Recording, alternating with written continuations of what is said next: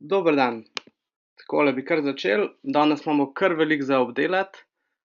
Moje ime je Andrej in danes bom govoril o spletni strani, ki jo ima Google rad, oziroma kateri dejavniki so tisti, ki najbolj vplivajo na pozicijo v Googlu. Če bodo kakšna vprašanja, bi vas prosil, da jih kar vmes zapišete v vprašanja, pa jih bomo potem na koncu obdelali. Pa lahko kar začnemo. Torej vse skupaj smo naredili na podlagi take ful široke analize, ki jo je naredil Searchmetrics. Oni so vse te podatke iz Googla zanalizirali, ugotovili neke povezave, korelacije med njimi, in na kratko so ugotovili, da letos, oni delajo to raziskavo vsako leto, da letos prvih 10 strani v Googlu za vse ključne besede, ki so jih iskali, da so vse spletne strani veliko bolj celostne in vsebina je veliko manj usmerjena v ključne besede. Zdaj, kako je izgledala ta njihova raziskava? V raziskavo so vključili približno 300.000 različnih spletnih strani, izbrali so jih pa tako, da so vedno izbrali prvih 30 zadetkov, ki jih Google pokaže za 10.000 ključnih besed, ki so jih oni izbrali kot nek primer ključnih besed, ki se uporabljajo. Oni so ugotavljali potem, zakaj so te spletne strani na vrhu, torej kaj so tisti dejavniki, ki vplivajo na to, da te Google postavi višje v iskalne rezultate. Torej, ti njihovi rezultati kažejo korelacijo med dejavnikom in pozicijo v Googlu, kar pa še nujno ne pomeni, da korelacija pomeni tudi neko posledičnost, torej da če bomo to naredili, bomo zaradi tega višje na Googlu. Dejstvo je, da te dejavniki oziroma formula, po kateri Google izračunava pozicijo, na katero bo dal našo spletno stran za določeno ključno besedo, da je skrivnost, da ni znana, da je verjetno tudi veliko bolj kompleksna, kakor si predstavljamo, in v bistvu se torej ne da ugotoviti, kaj so tisti točni pogoji, ki jim je treba zadostiti, da bo spletna stran visoko. Ampak na kratko, kaj so ugotovili? Da je vsebina kralj. Torej, velikokrat slišimo ta izraz, vsebina je kralj, ključne besede so mrtve, ampak tukaj se je vse ostalo. Torej, kaj lahko zdaj naredimo? Kako bomo? Pri ključnih besedah smo imeli neko formulo, malo smo vedeli, kaj je potrebno narediti, in tudi rezultati so bili zelo hitro vidni. Tukaj, ko pa govorimo o vsebini, pa se hitro nam porajajo vprašanja, kaj je kvalitetna vsebina, kako pripraviti relevantno vsebino za uporabnike, ali še vedno uporabljati ključne besede v naslovu, a jih uporabljati v vsebini, a jih je nujno potrebno uporabljati 7-krat v vsebini, v katerem sklonu jih moramo uporabljati, a je to še pomembno, ali je to vseeno. In raziskave kažejo, da je v bistvu to vse manj pomembno, sicer še vedno ima zagotovo ključne besede še vedno igrajo na nek način glavno vlogo, zaradi tega, ker to so tiste stvari, po katerih nas uporabniki najdejo, ampak prenove Googlovega algoritma, to so bile te zadnje 3 večje prenove, Panda, Penguin in pa Hummingbird, veliko več dajo na semantiko besedila oziroma prepoznavanje besedila in pa kontekst vsebine. In je vse skupaj zdaj veliko bolj se vse skupaj odvija okrog tematike, ne pa več toliko okrog samih strogo ozkih ključnih besed. In zdaj, če pogledamo, kaj se dogaja s ključnimi besedami, tale graf se mogoče majčkeno slabše vidi, ampak to so podatki Searchmetricsa za leta 2012, 2013 in 2014, in vidimo, da še 2 leti nazaj je obstajala kar velika korelacija med pozicijo v Googlu pa med ključno besedo v URL-ju oziroma v imenu domene.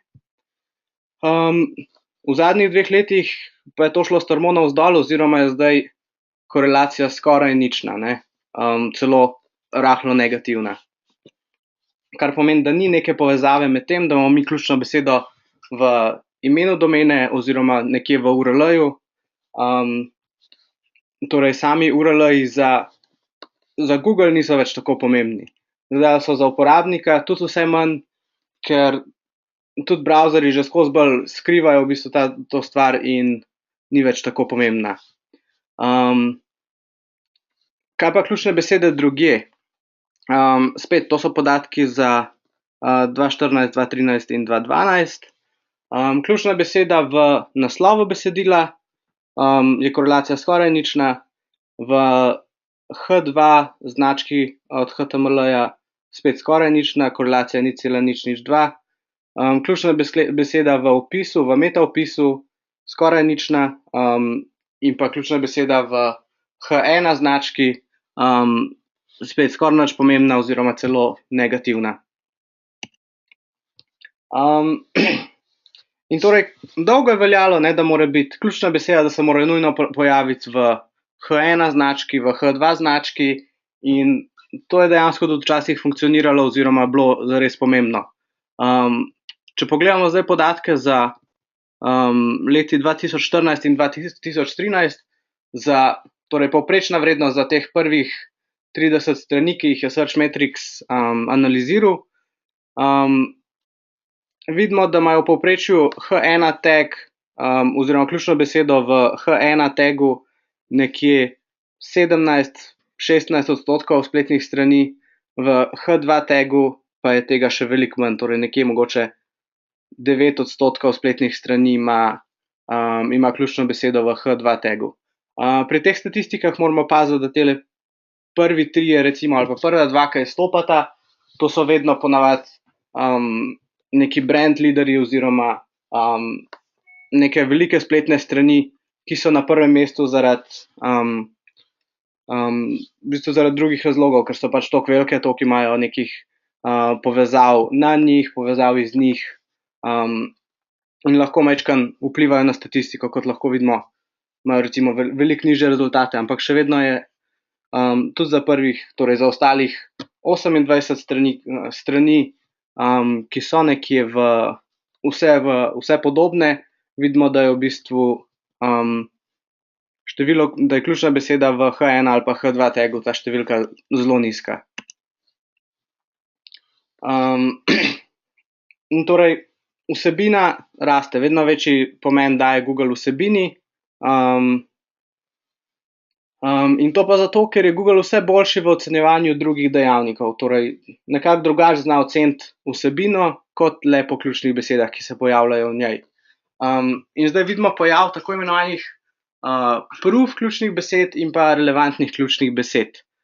In to je zdaj v bistvu prihaja na tem, da Google začenja semantično brati besedila, razumevati kontekst in iskati neko tematiko besedila, torej ne samo ključno besedo, ampak dejansko neko temo, o kateri piše besedilo. In zdaj, kaj so te proof pa relevant ključne besede oziroma izrazi? Proof izrazi, tukaj nisem zaenkrat niti iskal pravega slovenskega prevoda, ampak to so besede, ki so zelo tesno povezane z glavno ključno besedo, torej s tisto ključno besedo, ki jo je uporabnik vpisal v Google. Relevantni izrazi pa so manj povezani s ključno besedo, še vedno pa obstaja velika verjetnost, da se pojavijo v besedilu. In zdaj, kaj to pomeni v praksi? Obstaja velika verjetnost, da je beseda avto relevantna v besedilu, v kateri se pojavi beseda odbijač. Torej zdaj, če nekdo piše o odbijaču, je verjetno ta tematika povezana tudi z avtomobili. Pa če si pogledamo to čisto na konkretnem primeru, zopet Searchmetrics je naredil analizo spletnih strani, kjer je bila ključna beseda Apple Watch. In zdaj lahko vidimo, kaj so tukaj proof keywords, naprimer Apple pa Watch, jasno. Potem pa so ugotovili, da se v večini, oziroma te, ki imajo kljukico spredaj, da so se v vseh spletnih straneh, ki so pisali o Apple Watchu oziroma ki so visoko rangirali v Google za Apple Watch, da so se pojavljale še naslednje besede, kot so iPhone, full, time, device, teh, smart, video in devices. In če preberemo ta seznam besed, lahko v bistvu že ugotovimo, o čem piše vsebina. Torej, proof keywords oziroma te ključne besede so tiste, ko če jih vidimo stati same, bomo vedeli, o čem je vsebina. če bomo videli relevantne ključne besede, bomo dobili idejo o tematiki. Mogoče ne bomo točno zadeli, da gre za Apple Watch, bomo pa vedeli, da je to zagotovo nek tehnološki članek povezan z Applom, na primer. Ok, kaj se še dogaja z vsebino? V primerjavi z lanskim letom je vsebina postala daljša, pa vse bolj je opremljena s slikami in videom. Zopet zdaj prva dva sta zagotovo brand leaderja tukaj v statistiki. Je to lahko, ne vem, recimo spletna stran Coca-Cole, ki je veliko čisto drugače oblikovana kot neke druge spletne strani. Ampak vidimo, da v splošnem pa število znakov v besedilu z lanskim letom, da je na vseh pozicijah višje. In torej, če si pogledamo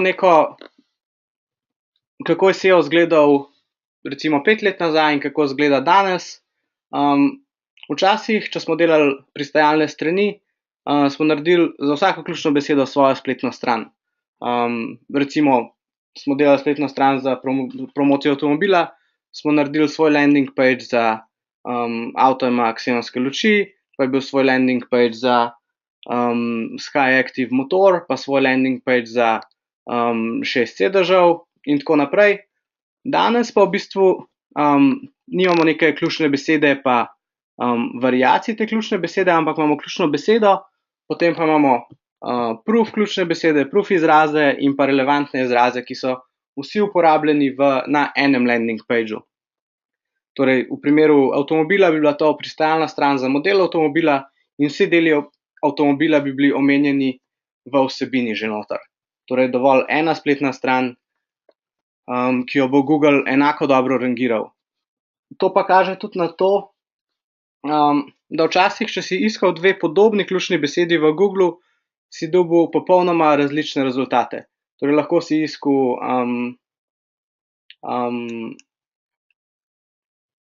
kaj je bil kakšen tak primer?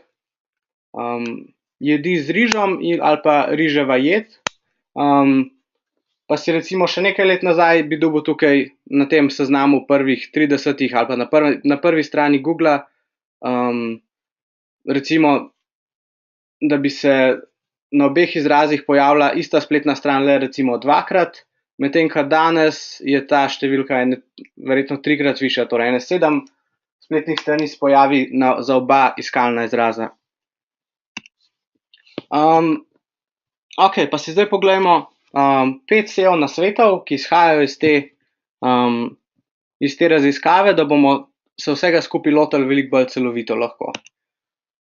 Torej, prva stvar, vsebina, kvalitetna vsebina, namenjena bralcem, ki je hkrati lahka za branje, razumljiva in privabi uporabnika k temu, da bo še kaj drugega na naši spletni strani prebral. Torej, pazimo, da vsebina ni zgrajena okoli ključne besede, ampak okoli neke tematike, torej, da imamo v vsebini relevantne ključne besede in proof ključne besede. Kot smo že omenili, daljša besedila, prvih 10 rezultatov v Googlu ima v povprečju 975 besed. Besedilu dodajmo slike, video, neko drugo multimedijo, lahko tudi audio posnetki ali pa neki podcasti so vse bolj popularni. Kot vedno so pa ful pomembne tudi povezave na druge strani znotraj naše spletne strani, torej interne povezave. Prvih 10 rezultatov v Googlu ima v povprečju na svoji strani 130 internih povezav, kar mislim, da je veliko več, kot jih imamo mi na naših spletnih straneh, vsaj povprečnih. Potem druga stvar je tehničen vidik, ta ostaja v bistvu dosti enak, mogoče se mu daje malo manjši pomen.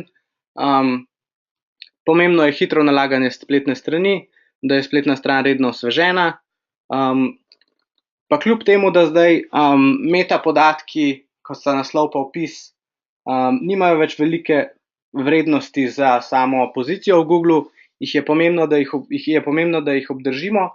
Eno je to, da jih tudi teh prvih 30 spletnih strani v raziskavi vedno ima, drugo je pa to, da s tem res vplivamo na to, kaj se izpiše kot prikazana vsebina na Googlu, in nam lahko pomaga, v bistvu je to neka kot mini reklama za našo spletno stran. Tretja stvar so kvalitetne povezave, oziroma po angleško backlinks. Razmerje med povezavami na prvo stran in druge strani je pomembno. Torej, koliko dobimo mi linkov nazaj, ki kažejo na naš front page, na osnovno domeno, in pa koliko je teh linkov na neke vsebine na naši spletni strani, na cenik, na informacije o ponudbi, na nek blog zapis in tako naprej.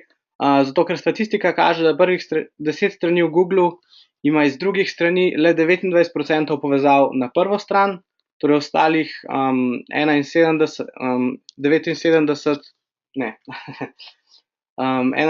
je pa na neke globje spletne strani, torej na konkretne vsebine. In zdaj sicer to je zdaj podatek za ameriški Google, ki je verjetno pač sama številka je majčkeno drugačna kot v Sloveniji, ampak tam ima prvih 10 strani na Googlu v povprečju 1352 povezav na svojo spletno stran. Naslednja stvar so signali socialnih omrežij, to so lajki, šeri, Google +1, tweeti, pini na Pinterestu in tako naprej. To so pač vse stvari, ki so za določeno spletno stran javne oziroma jih lahko pač spletni iskalnik, kot je Google, pogleda. Te so v bistvu samo bonus. Na koncu bomo pogledali te korelacije, pa bomo videli, da je sicer korelacija zelo visoka, ampak testi so pokazali ravno to, ne, da korelacija je visoka zaradi tega, ker ljudje sami delimo ali pa lajkamo kvalitetno vsebino, medtem ko Google za samo pozicijo v Googlu ne pripisuje toliko velikega pomena, ker enostavno vedno bolj razumeva vsebino, ki je pač ključna. Torej, tisto, kar je nam zanimivo, bomo lajkali, posledično Google ugotovi, da je ta vsebina zanimiva in bo visoko. Vedno večjo relevantnost pa se ugotavlja na signalih uporabnikov, predvsem čas preživeti na strani pa bounce rate. Tega lahko zelo enostavno merimo s katerimkoli analitičnim orodjem za spletne strani, kakor na primer Google Analytics. In ugotovili smo, da je oziroma Searchmetrics je ugotovil, da prvih 10 strani na Googlu ima povprečno na svoji strani uporabnika 1 minuto in 41 sekund, torej skoraj 2 minuti, bounce rate pa je 37%. Torej, paziti moramo tudi na to, da uporabniki ne pridejo na našo spletno stran in takoj zapustijo, ampak ravno s temi internimi linki ga zadržimo na spletni strani, mu prikažemo še neko drugo vsebino, ga peljemo še kam drugam in tako naprej. In to je v bistvu nek tak zožan rezultat teh dejavnikov, ki vplivajo na pozicijo v Googlu. Tlele vem, da se tole zelo slabo vidi, ampak vam bomo potem jutri, ko vam pošljemo posnetek webinarja, poslali še tole sliko zraven v višji kvaliteti, kjer se točno vidi, kako si sledijo oziroma kakšne so korelacije med različnimi dejavniki. Če pogledamo samo prvih 5, prvi je click-through rate, torej koliko ljudi klikne na zadetek v Googlu, drugi so relevantne ključne besede, tretji je Google +1, ampak kot smo rekli, tukaj je korelacija obstaja, ni pa nujno, da bomo zaradi tega dejansko višje na Googlu. Število backlinkov, potem je pa spet en kup teh signalov iz socialnih omrežij, kakor so Facebook shares, Facebook komentarji, Pinterest in tako naprej. Povezavo do te slike boste dobili v mailu, tam si lahko bolj podrobno vse skupaj ogledate. In to je to za danes. Mislim, da smo bili kar točni na 20 minutah. Vidim pa tudi, da so neka vprašanja, samo moment.